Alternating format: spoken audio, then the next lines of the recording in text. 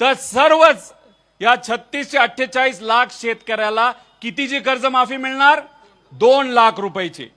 मग तुम्हाला 50,000 रुपयाची कर्जमाफी पाहिजे का 2 लाख रुपयाची कर्जमाफी पाहिजे हे तुम्ही मला सांगा। आता जर तुम्हाला 3 लाख रक्कम ही देणं असेल बँकेला, त्याच्यामध्ये मुद्दल आणि व्याज धरून पेनल्टी धरून, तर मग तुम्हाला या सरकारच्या योजनेच्या अंतर्गत आधी स्वतःच्या खिशातून 2.5 लाख रुपये द्यावे लागतील, मग तुम्हाला 50,000 रुपयाचा लाभ मिळणार। चालणार आहे का? बरं 2.5 लाख रुपये तुमच्याकडे आहेत का? मग आज जर तुमच्याकडे पैसे नसतील, कारण का अवकाळी पावसामुळे तुमचं नुकसान झालंय, तुम्हाला तुमच्या भावाला भाव मिळालेला नाही उत्पादनाचा, कांद्याची काय परिस्थिती हे तुम्हाला माहिती, गेल्या 10 वर्षात कपाशीला भाव नाही, सोयाबीनला भाव नाही, कांद्याला भाव नाही, खताचे भाव वाढलेत का नाही वाढले? आता तुम्ही मला सांगा, सरकार आपल्याला काय सांगता, येत्या काळामध्ये पाऊस होणार आहे का हो? अल निनो आल्यामुळे या वर्षात जर पाऊस होणार नसेल तर येणारं एकही पीक तुमच्या हातामध्ये येणार आहे का? मग तुमचं घर चालणार आहे का? मग कसं चालणार तुमचं घर? कसा खर्च निघणार? तुमची मुलं जर कॉलेजमध्ये असतील त्याची फी कशी भरणार? मग ह्या सगळ्या अडचणीवर मात करायची असेल तर सरकारला आपण जी विनंती करत आहोत की 2019च्या कर्जमाफीला, या कर्जमाफीला तुम्ही जे जोडलेलं आहे ती अट पूर्णपणे काढण्यात यावी, ही आपली पहिली मागणी। ही योग्य आहे का नाही आहे? मग आज आणि पुढचे काही दिवस मी असेल, माझ्याबरोबर इथं काही लोक अन्नदात्यासाठी अन्न त्याग करणार आहेत। तर हे आंदोलन एका दोघासाठी नाही। इथं इलेक्शन आहे का? कुठे काय आपल्याला मतं मिळवायची आहेत का? पण ही अडचण शेतकऱ्याची आत्ता जर नाही सोडवली तर पुढचं वर्ष आपल्या शेतकऱ्याचं अतिशय अडचणीचं जाऊ शकतं, म्हणून हे आंदोलन आपण इथं करत आहोत। आणि ओटीएसच्या बाबतीत सुद्धा जी दुसरी अट आहे त्याच्यामध्ये सुद्धा 2019ला आपल्याला जोडण्यात आलेलं आहे, ते सुद्धा त्यांनी ती 2019ची अट काढण्यात यावी अशी आपण मागणी केली। कॅबिनेटमध्ये जेव्हा बैठक सुरू होती त्या बैठकीमध्ये एक अंतर्गतला पेपर कागद मीडियासमोर आपण आणला, त्या कागदावर काय लिहिलेलं आहे, या सगळ्या अटी जर टाकल्या तर आपल्याला 35,000 कोटी रुपये द्यावे लागणार नाही, आपल्याला बरेच कमी मिळू शकतात। त्यामुळे ही जी कर्जमाफी आहे ती कर्ज वसुली आहे, कर्जमाफी नाही, हे मात्र या ठिकाणी सिद्ध होतं। याचा विचार हा तुम्हा आपल्या सर्वांना त्या ठिकाणी करावा लागणार आहे। आणि जे रेग्युलर शेतकरी आहेत ज्यांनी वेळेवर पैसे आतापर्यंत भरलेले आहेत, जून महिन्यामध्ये कर्जमाफी होणार, ही कुठल्या महिन्यामध्ये डिक्लेअर झालं होतं? 8 ते 9 महिन्यापूर्वी, हो का नव्हतं? काही शेतकऱ्यांनी, काही नेत्यांनी, तुम्ही आपण सगळ्यांनी मिळून आंदोलन केलं, त्याला यश आलं, काही प्रमाणात सरकार झुकलं। बच्चू कडू आज सत्तेत आहेत, त्यांनी सुद्धा आंदोलन केलं होतं, जे शेतकरी नेते आहेत त्यांनी त्या ठिकाणी आंदोलन केलं होतं, त्याच्यामध्ये राजू शेट्टी असतील, अजितभाऊ नवले असतील, अजून असे बरेच काही नेते त्याच्यामध्ये आहेत। तर या सगळ्यांनी आंदोलन केल्यानंतर कर्जमाफी दिली, पण दुर्दैव असं ही फसवी कर्जमाफी दिली। आणि मग जे रेग्युलर शेतकरी त्यांना असं वाटलं कर्जमाफी आपली होणार आहे तर मार्च मध्ये पैसे नाही दिले तर चालतील, आणि मग कुठेतरी त्यांची कर्जमाफी त्या ठिकाणी कर्ज हे ड्यू न होता ते कुठेतरी त्या ठिकाणी पुढे गेलं।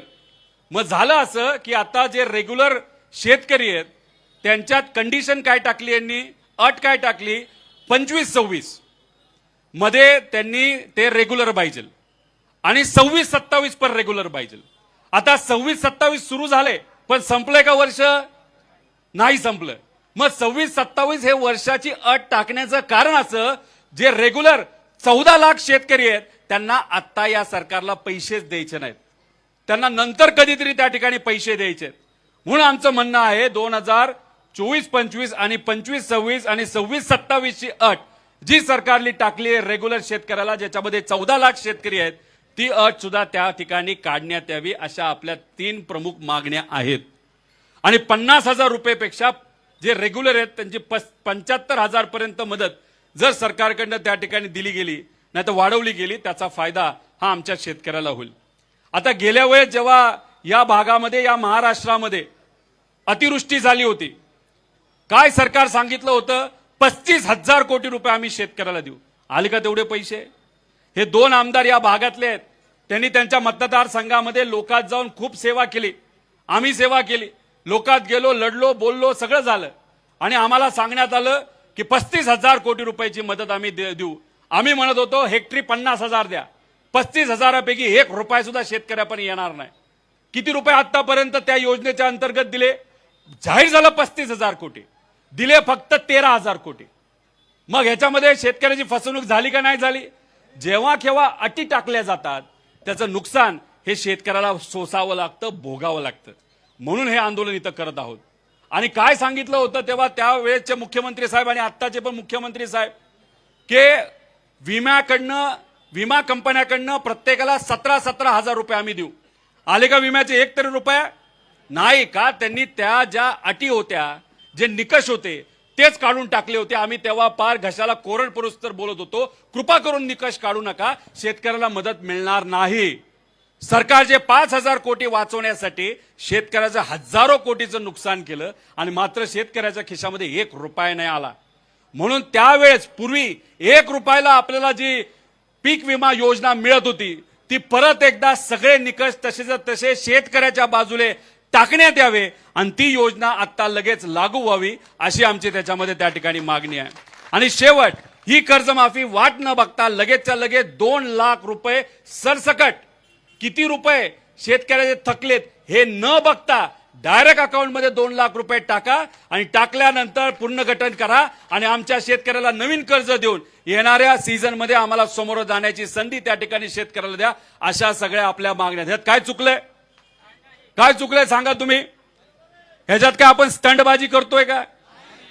ह्याच्यात काय आपण लढतोय? आज जर आमच्या शेतकऱ्याला मदत नाही मिळाली तर आतापर्यंत गेल्या काही दिवसामध्ये 22 पेक्षा जास्त शेतकऱ्यांनी दुर्दैवाने या महाराष्ट्रामध्ये त्या ठिकाणी आत्महत्या केलेली आहे. आता मी तुमच्याशी बोलत असताना एका दिवसाला आपल्याला 8 ते 9 आत्महत्या दुर्दैवाने आपल्या या राज्यामध्ये त्या ठिकाणी होत आहेत. नागपूरमध्ये झाल्यात, विदर्भात झाल्यात, मराठवाड्यात झाल्यात. या सगळ्या भागामध्ये आता त्या ठिकाणी आत्महत्या या सुरू आहेत. त्यामुळे अशा पद्धतीने आमच्या शेतकऱ्याला वाचवायचं असेल तर हे आंदोलन आमच्यासाठी महत्वाचं आहे. प्रशासनाला विनंती आहे की नेत्यांशी तुम्ही चर्चा करा, त्यांच्याशी संपर्क साधा, मंत्र्यांशी संपर्क साधा. आज आम्ही इथं हे आंदोलन आमच्यातले काही जण इथं सुरू करत आहोत. तुम्ही एवढ्या मोठ्या संख्येने इथं आलात त्यासाठी मी मनापासून आपल्या सर्वांचे या ठिकाणी आभार व्यक्त करतो. त्याच्याचबरोबर मी या मीडियाच्या मदतीने महाराष्ट्राचे तमाम शेतकरी नेते, सत्तेतले नेते, विरोधातले नेते, सामान्य लोक या सगळ्यांना मी आव्हान करतो की शेतकऱ्याला पाठबळ देण्यासाठी, पाठिंबा देण्यासाठी आपण जमेल तसं या आंदोलनाला त्या ठिकाणी यावं. त्याच्याचबरोबर ज्या शेतकऱ्याला इथं येता येत नसेल, आपल्याला सिस्टमच्या विरोधात लढायचं असेल तर मग आपल्याला आपल्या गावात, तालुक्यात, जिल्ह्यात सुद्धा अशा पद्धतीने आंदोलन करावं लागेल. कारण आपण आपल्यासाठी लढलो नाही तर मग उद्या जाऊन अडचणी आपल्यालाच राहणार आहेत. नेत्याला काही फरक पडत नाही. नेत्यांची मुलं चांगल्या कॉलेजमध्ये, चांगल्या शाळेमध्ये शिकतात. मोठ्या मोठ्या व्यावसायिकांना काही फरक पडत नाहीत. त्यांचं सगळं बरं चाललेलं आहे. एखाद दुसरा महिना त्यांचा वाईट जाईल पण वर्ष त्यांचं चांगलं जाणार आहे. पण येणारा पाऊस काळ खराब असल्यामुळे तुमचं अख्खं वर्ष नाही, पुढचे 2 वर्ष खराब जाणार आहेत.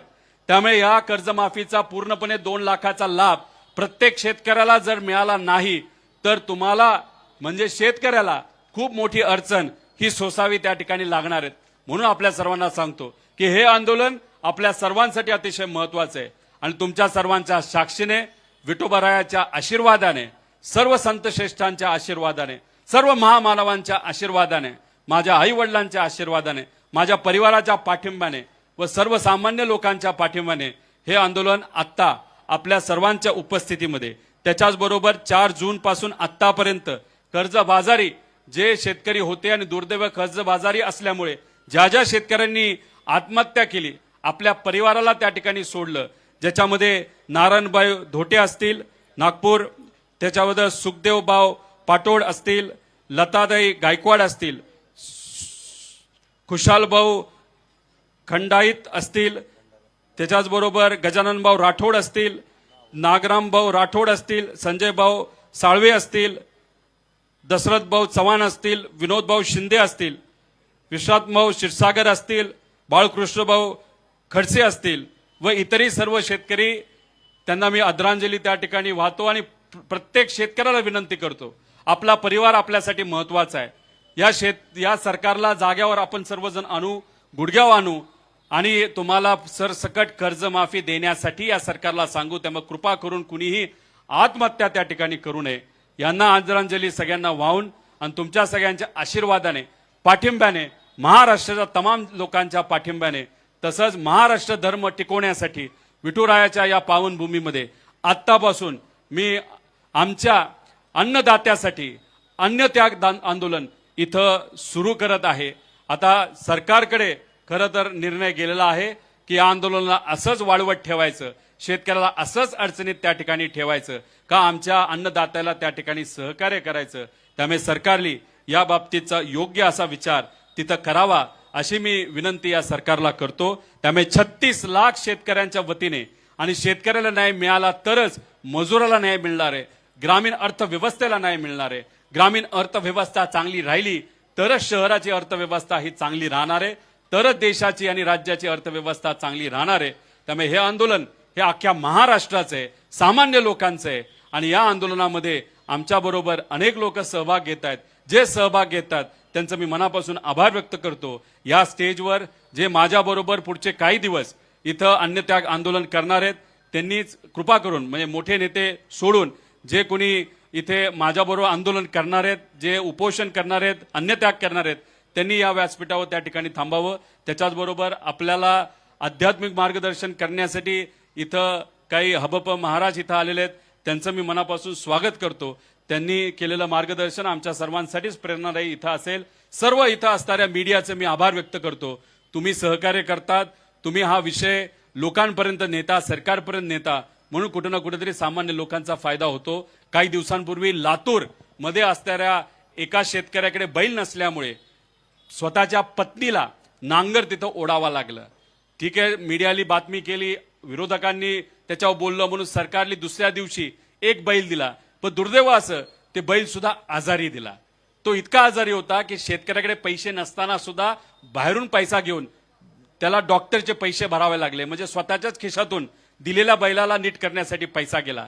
जसा तो बैल आजारी आहे तशीच ही कर्जमाफी सुद्धा आजारी आहे. फक्त दाखवण्यासाठी आम्हाला कर्जमाफी नको, सरसकट आमच्या शेतकऱ्याला मनापासून मदत करण्यासाठी कर्जमाफी द्या, सरसकट द्या. आणि आम्ही सांगितलेल्या अटी ज्या तुम्ही मुद्दामून टाकलेल्या आहेत त्या सर्व अटी ज्या आम्ही म्हणत आहोत तुम्ही काढा, त्या काढाच असं म्हणून मी इथं माझं आंदोलन सुरू करत आहे. रामकृष्ण हरी. जय हिंद, जय महाराष्ट्र, जय महाराष्ट्र धर्म. शेतकऱ्यांच्या एकजुटीचा हम सब